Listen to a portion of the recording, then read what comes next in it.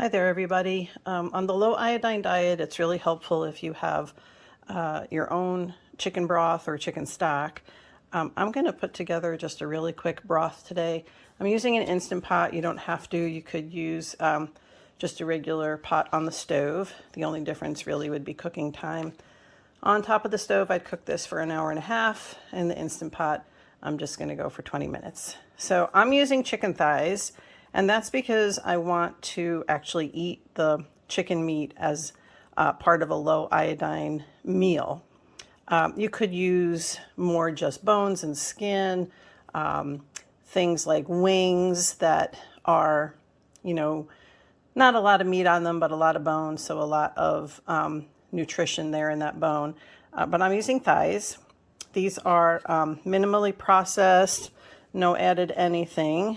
So that's good. I've already got some celery and carrots in the pot.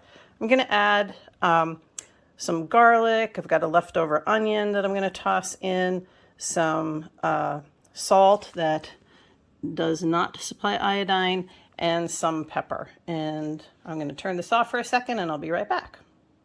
Okay, I've got everything in the pot. I've already added 4 cups of distilled water. I'm going to add another 4 cups of distilled water.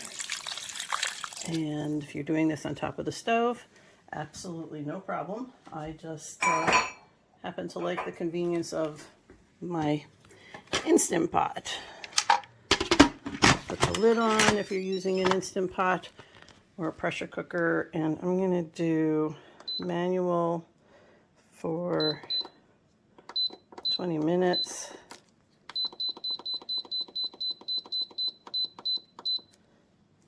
And off it goes, and I'll show you what it looks like later on. Okay, so here we have our finished product. I've got all that fabulous chicken broth in there. So what I would recommend doing at this point is pulling out those chicken thighs, and you can use them to just make some chicken meat for a sandwich. I actually like to eat the chicken meat, take off the skin, get rid of the bone, get rid of any fat. And I like to pour just a drizzle of olive oil and some kosher salt and have that as my protein along with some vegetables. And what I do is I'm going to throw away all those vegetables because they've kind of given themselves up into the stock, or the broth in this case, and just strain it and put it in a jar, stick it in the fridge. The fat will come up to the top, and you can skim off that fat when it gets cold, and then you've got yourself chicken broth, which you can use however you like. Hope you like this recipe.